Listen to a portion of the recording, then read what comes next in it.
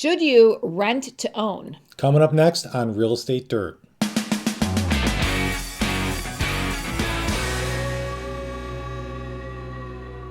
So should you rent to own if you're not quite ready to purchase a house, or maybe you don't have the down payment, or maybe you're just short of qualifying for whatever reason? I mean, we've all had our struggles, right?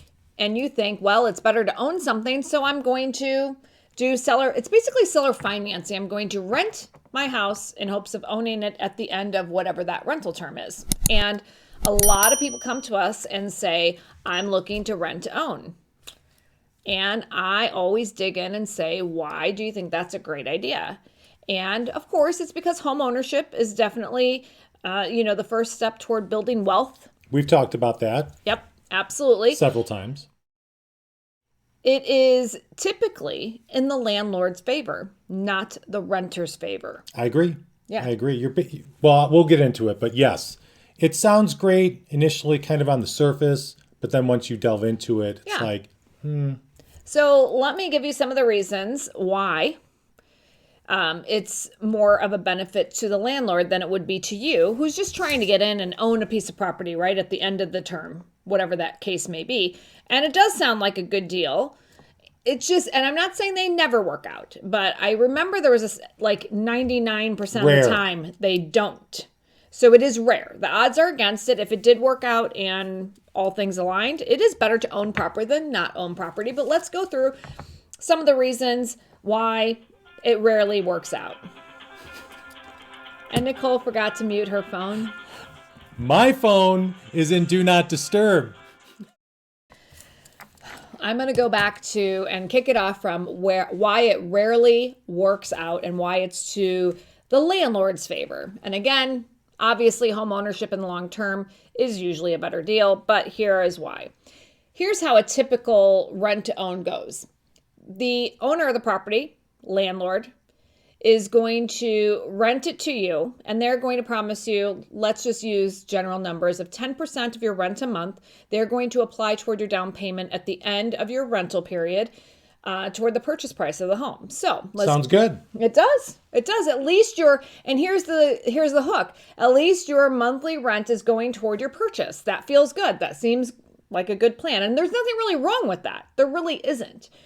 They're going to charge you a one-time upfront fee of a what was I forgot the name, of course, because I'm saying here, right to purchase. They're going to charge you an upfront right to purchase fee.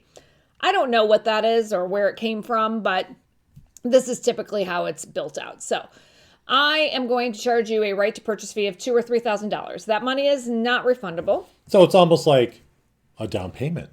Exactly. And then I'm going to have you sign a 2 to 3 year lease. And 10% of that rent per month, let's just call it $1,000, easy math, $100 a month, so $1,200 at the end of the year would be applied toward your purchase price. Now at the end of 3 years, right? Because it's usually a 3-year lease. So that sounds like a better plan than just throwing your money away. It's a long time to be renting in one place. I mean, even before you and I moved into our house, we rented from various places for only 1 year at a crack. Right. So this is why it's a benefit to the landlord. The landlord is getting an upfront chunk of money that you're not going to get back if you don't buy it. The landlord is going to get a 3-year lease instead of a 12-month lease, so longer term commitment. They may have the rent go up, but you feel like, hey, I'm getting 10% back, so it's okay, and it's pre-scheduled out. And 3, because you are ultimately going to own it, you're going to take better care of it and might even do extra maintenance to that property and caring for it that you normally wouldn't have if you were just I don't want to say short-term tenant of 12 months, but in this case, short-term tenant of 12 months.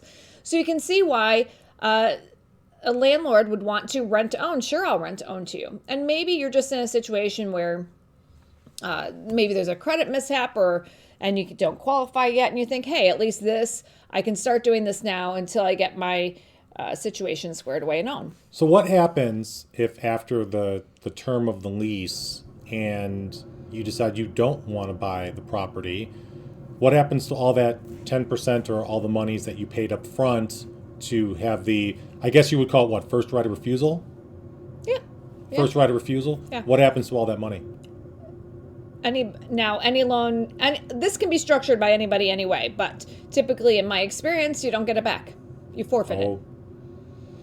So it's only if you buy the place. So you pay for the right to buy, and then the 10% is only if you buy the place. Now, it typically doesn't work out. At the end of 3 years, you as a tenant still need to be able to qualify for that property. Just like you would have. You still need to be able to get a loan. Now, if you can't get a loan at the end of the 3 years, which is common, it can take time to repair whatever is going on. And you still got to get, unless the seller is financing you personally and not asking you to go get a pre-approval letter from a bank. Okay? Not typical. Not typical, could happen, but so if you don't qualify, well, guess what usually happens? They'll offer you to renew your lease for another 2 to 3 years. Still good for the landlord. They're not probably charging you another fee and you're more likely to do that because you're knee deep.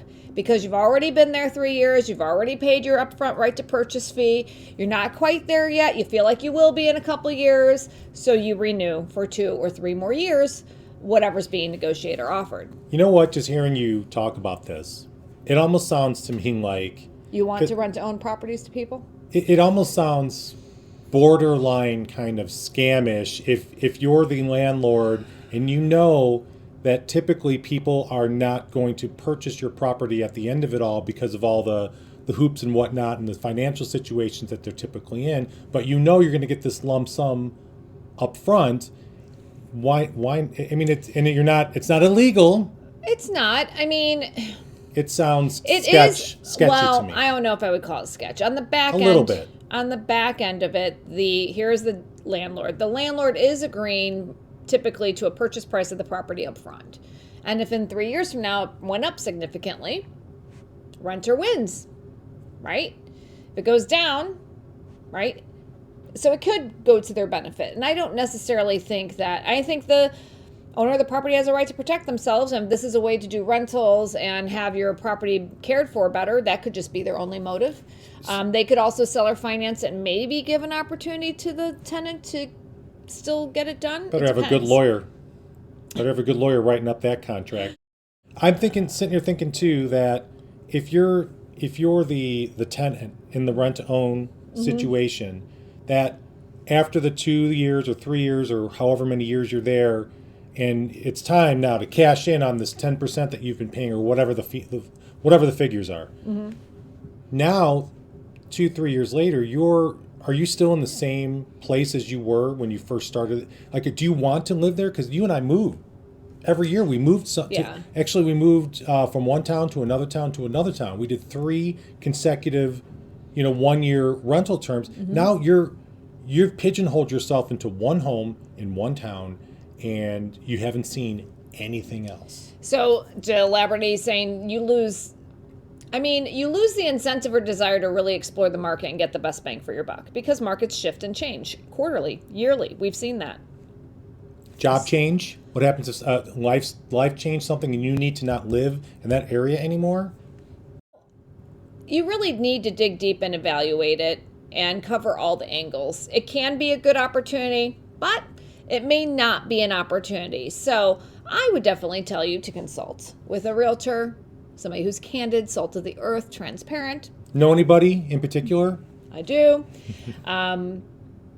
But at the end of the day, typically, I think you're better off, depending on the situation. I mean, we could crunch numbers and figure it out, but the grand scheme of things, rent to own is typically a benefit to the landlord, not typically to the tenant.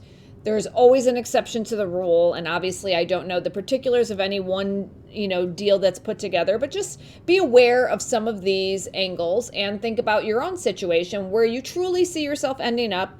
And at the end, you also aren't going to be able to explore the market and really get a feel for what the market has to offer. Maybe you could get something better at the end of that 3 years for your money versus what you had already chose that you feel obligated to purchase now because of the money and time you already have invested. And if you haven't looked at every other property in that area or seen properties in that area, you'll never know. Yeah, you'll never know. You'll never know. So you heard it here first on Real Estate Dirt. We appreciate you watching. And always, if you know anybody who's Looking to move in the Chicagoland area? Please reach out. We're always happy to help and never too busy for you or your referrals. Like and subscribe. See you next time. Peace.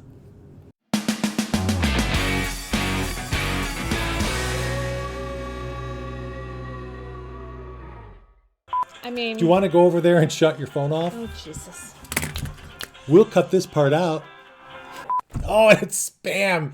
It's not even something important. Come here, puppy. Come here. Come here. Look at this. Look at this puppy. Look at the puppy. This is going to be good blooper material. That's Polly. Polly's checking out the camera.